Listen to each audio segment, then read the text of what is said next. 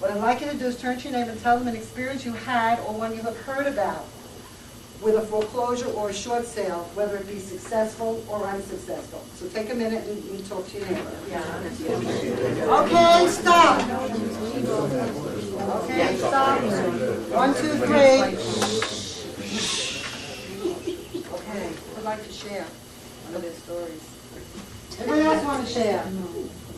Yes, Becky, is it? Yes, we had a short sale going for 5 months. We finally got an answer from the bank, and their answer was our customer had to bring an additional $60,000 in cash to the closing. They walked away from it. Okay, we're gonna talk about all of this. Okay, because basically I'm gonna teach you, that's really what you are. I'm gonna teach you how to be negotiators. That is your job. That is your job from the minute you wake up in the morning to the minute you go to sleep. In fact, when you wake up in the morning, don't you negotiate with the mirror? Okay, so your job is to negotiate, and we're going to talk about that because a lot of that is in the negotiation. Thank you for sharing that. Give her a hand, thank you. Okay, who else can share? Yes. Bills on that? Yeah, we had a bad experience with Chase on a short sale. They jumped the price $40,000 after making us wait 8 months and gave us 24 hours to respond. We just had one that came to us and said, now you've got 48 hours to respond. Came back with $40,000, so we talked to the buyer, and I said, what do you want to do? He upped his offer by $10,000 and gave them 24 hours to respond. And it worked. We had our answer in 24 hours, and they took it. I said just before, you are going to be the negotiator. And as a good negotiator, you're going to have to play what? Hardball. Okay? It's very nice that you're all nice people, and I know you are all nice people. But whether you are or you aren't, the point is, when you negotiate, you got to play hardball. We're going to talk more about that throughout the day. Thank you for sharing that. Anybody else want to share? I got one thing. Go ahead. Short sale, 2 loans, second mortgage with GMAC. GMAC asked me to arrange with the other agent to pay them out of our commission off the HUD after closing. They wanted more money, and we wanted it from the agent's commission off the HUD. Okay, Or they weren't going to sign off on it. Okay, well, we're playing hardball sometimes is saying, well, you know what, you do what you have to do. The answer is no. Let's say no. Touch your neighbor and say no. No. Okay? A lot of you have a lot of problems saying no in this business, so you need to learn to say no. And by the way, I ask you to do a lot of things in this class because I feel in here we can practice. When we get out there, it's real life stuff. There's no practicing. So I'm going to ask you to say a lot of things in here because you need to get them off your lips so that when you go out there, you can say, I'm sorry, no. What about no, don't you understand might be what something I might say. Okay, what about no, don't you understand? Because then they'll start threatening you, it's going to go into what? Foreclosure. You say, okay, go right ahead. And we're going to learn out later why I'm going to let you say that. Because chances are they're not going to do it. So we need to play what with an H? Hardball. Okay, so thank you all for sharing. Thank you. Now let's move on. Let's take a look at what we're going to learn here. Short sales and foreclosures are not new trends. So some of you have been in the business, I saw 20, 25, 30 years. I've been in the business only 22 years, but I remember way back then I got calls all the time. Can you show me, do you have any foreclosures? And I used to say to myself, sure, if there were any foreclosures on the market, who's going to buy them? The realtors. You know, so I would laugh, and I'd take their name, and that was the end of that. But did we always have foreclosures? Yeah. Did we always have short sales? Yes. I remember about 18 years ago, I had a client that where I was practicing was about 45 minutes from where this house was that I showed, and I'm back and forth, second time. They decided they want to write a contract. I'm back the third time, 45 minutes each way. We're sitting down, we're negotiating. I finally got them to negotiate a price, and the seller goes like this to the agent, and that little red flag went right up. You all have that little voice, right? It talks to you. As I get older, I notice I'm listening to it more, and it's working better for me. But that red flag is always going to go up.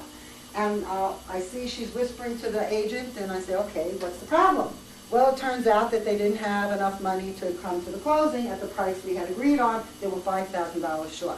Well, that one didn't go through. I never showed that agent's listings again because what didn't she do that she should have done? Disclose. Not disclose. She didn't even what? She didn't know. So she didn't take that listing properly. You always qualify the seller, the buyer. You qualify everyone. So it just goes to show you that there were plenty of people back then who did go to closing. Only the difference was back then, the shortfall was only maybe what, 5,000, 10,000, 15,000 was a big deal. Today, the shortfall is what? Megabucks, 100, 200, 300, 500, they're big. But it's been around for years and years and years. This is not new. I'm actually teaching this class, a different version, this is the new version, for about 4 years. So it's been around. Current economic conditions, rising unemployment, and depressed home values point to continued increases in payment defaults, in short sales, and foreclosures. This is not going away. Would you agree? Yes. Consider the following statistics. Mortgage defaults and loans in foreclosure for Q1 of 2009, 12.07%. And this is from the Mortgage Bankers Association. Then from Realty Track, which I'm going to ask you to write, I don't know if it's in your book, but I'm going to ask you to write that on your blue sheets, on your notes, not your to-do. Although you can put it on your to-do. I'd like you to go on to realtytrack.com. You can get a lot of good statistics from that website. According to Realty Track, 1.9 million plus foreclosure filings happened from January to June. That's what? Half a year. 1.9 plus million, half a year in 2009. And according to NAR, who did a study, short sales and foreclosed properties equal 1/3 of the transactions just in the month of July. This is huge, would you agree? Now let's take a look at the actual numbers. In 2005, there were 885,000 foreclosures. In 2006, there were 1,259,000, which is up 42% from 2005. 2007, there were 2,203,000, which is up 75% from 2006. In 2008, there were 2,330,000, which is up 81% from 2007. 2009 is not out yet, but you can be sure the number's going to be what? Up there. It's not getting better, it's getting worse. Now, there are some challenges for agents in short sales and foreclosures. Some of the challenges are long timelines. How many fines? It takes a long time to do a short sale. Okay, substantial documentation, that's an understatement. And multiple approvals sometimes will, create a problem. Can you think of any other challenges you have in short sales? Banks. Banks what? They don't respond, They don't care. respond. Any other challenge? They're inhuman. And by us, people. Well, I gotta stop here. I gotta address this. They don't respond, and I'm gonna tell you why they don't respond. Most of who you're working with are a bunch of what with a C. They're clerical Clerks, workers. they're clerks. They make I want to let you minimum know wage. something. They make minimum wage, which is $10 an hour. But this is really good for them because they used to be McDonald's workers and they used to make $8 an hour. And I'm not joking. I'm not joking. So what do you expect from the clerks? So I'm going to tell you right up front now, what I'm going to be asking you to do with these clerks is to, number one, make friends with them. Number two, I'm very big on education. You need to educate them. And if you make friends with them and you educate them, they're probably going to push your short sale right through because they are hungry for the information, number one. And number two, you think they'd rather work with someone who knows what they're doing than someone who doesn't? Right. Is that a yes? Yes. Okay, so, that's what our goal is. I want to educate you, and then I want you to educate them. And I'm really very much about education. In fact, that's how I stand in front of you. I was a realtor. My manager came to me one day. She said, Barbara, I noticed you're educating your buyers and your sellers. She said, you don't have to do that. Just sell them. She was the old school sell. So she said, well, if you really want to educate, why don't you become a real estate sales trainer? And I said, really? Can I do that? And here I am in front of you. So that's how that came to be. But we want to educate these people because I think that you will win in the end. And you will become very good short sales people. Okay, foreclosures. A lot of the challenges are the disrepair of the properties. Sometimes there's not enough good inventory on the market. What other challenges do you have with foreclosures? Multiple offers. Multiple offers. What other challenges? Agents that are doing and we don't know what they're doing. Okay, agents that don't know what they're doing. We call these people REO, and we're going to talk about them way back at 3 o'clock this afternoon. But anybody can become an REO agent. It's not easy, but hopefully if they're doing it long enough, they learn to know what they're doing. Okay, we're going to talk today, this course is specifically designed to show how the real estate practitioner can serve as a resource. What do I mean by resource? Resource. Information. Okay, we're going to be giving them what? Information.